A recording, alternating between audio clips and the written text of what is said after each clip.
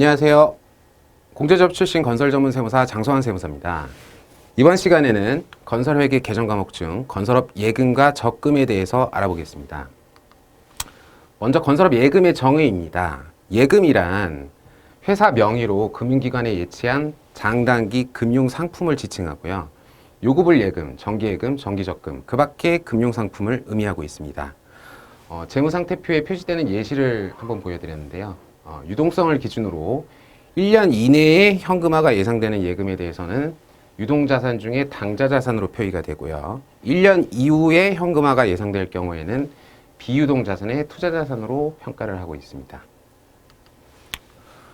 기업진단 지침에서 정하고 있는 예금의 평가 방법에 대해서 알아보겠습니다.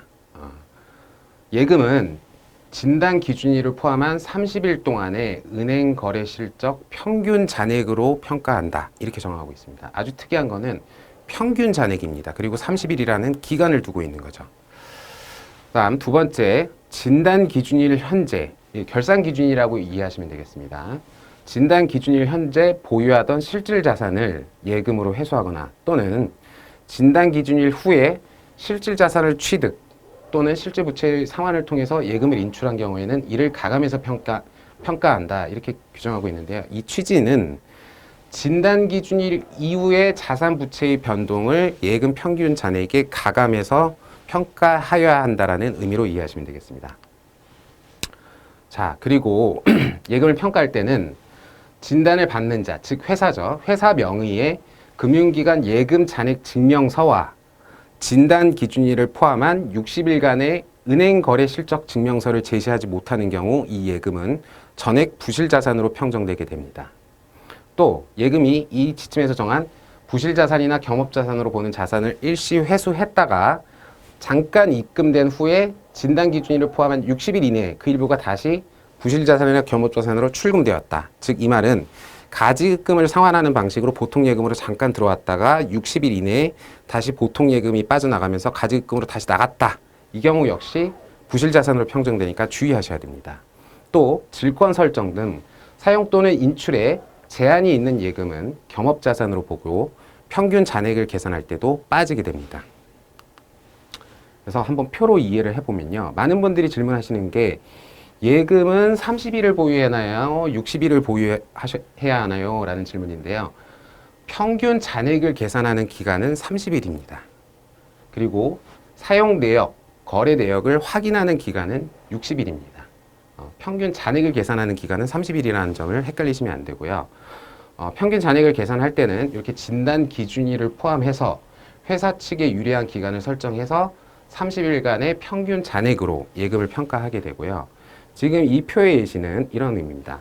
가지급금을 일시 상환해가지고 보통 예금이 늘어났다가 다시 60일 이내에 가지급금이 늘어나는 식으로 다시 보통 예금을 인출해 나갔다. 이렇게 되면은 60일간 거래 내역을 관찰해서 일시 입금 후에 부실자산으로 출금된 경우에 해당하기 때문에 이 경우에는 예금으로 평정받지 못하고 부실자산으로 평정받기 때문에 주의하셔야 된다는 의미입니다.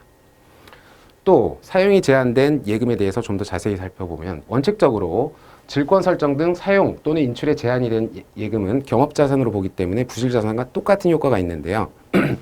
예외의 규정을 보면은 진단 대상 사업, 즉 건설업 수행을 위해서 각 공제조합, 건설공제조합이나 또는 전문건설공제조합 등에서 선급금 보증, 계약 보증 등을 보증서를 발급받으면서 예금을 담보로 제출하신 경우 역시 질권이 설정되게 되지만 위의 경우에는 사용이 제한되었다 하더라도 실질 자산으로 인정된다는 점 구분해서 알아두셔야 되겠습니다. 이거는 예금 잔액 증명서의 예시인데요. 여기 보시면은 어떤 회사의 예금 잔액이 얼마고 이 밑에 보면은 이 예금 잔액에 대해서 사용 또는 인출이 제한이 있다라는 사항까지 역시 표기가 되어 있습니다. 그래서 예금의 평가 방법은 60일간 거래 내역을 확인해서 정상적인 예금일 경우에는 실질 자산으로 평정을 하게 되고요.